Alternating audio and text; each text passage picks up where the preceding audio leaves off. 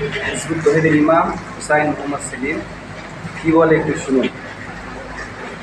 বর্তমানে পৃথিবীতে এই কী অরাজক সৃষ্টি হচ্ছে বুঝতেছি না। সেক্ষেত্রে আপনারা মনোযোগ দিয়ে ওনার কথাগুলো শুনেন।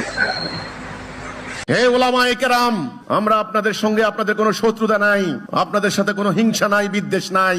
আল্লাহ সাক্ষী, আল্লাহ কসম, আল্লাহকে কসম করে বলছি, আপনাদের বিরুদ্ধে আমরা নামি নাই। আপনারা কেন অনর্থক আমাদের সামনে বাধা সৃষ্টি করছেন? আপনারা মসজিদে নামাজ পড়ান, মানুষ আপনাদের পিছনে নামাজ পড়ে, ইক্তাদাইতুল বিহাযাল ইমাম এটা বলে।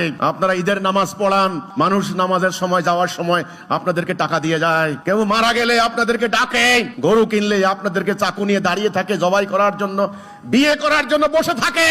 আপনি শিখাইয়া দেন, তারপরে বিয়ে করে। এই জাতিকে কেন আপনি একথা বললেন না? যেই রাষ্ট্রে কোরআনের আইন চলে না, সেই রাষ্ট্রের জনগণ জাতিগতভাবে মুসলমান দাবি করতে পারে না। কেন এই কথা বললেন না? জিহাদ করা তোমাদের জন্য ফরজ। আমার নবী 108টা যুদ্ধ করেছেন, তোমরা সারা জীবন যুদ্ধের চিন্তাও করোনি।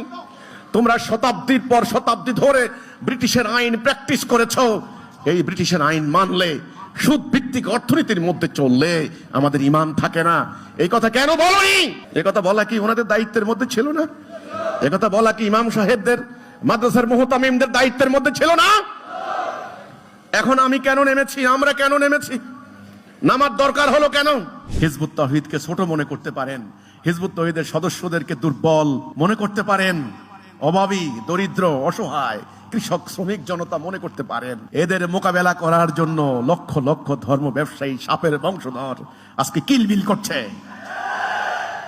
পারবে না। এই দল আল্লাহর দল, এ বাহিনী আল্লাহর বাহিনী, এ বিজয় আল্লাহর বিজয়, এই দিন আল্লাহর দিন, এই জিহাদ আল্লাহর জন্য জিহাদ। এরা মুমিন, আমাদের বিজয় অনিবার্য ইনশাআল্লাহ।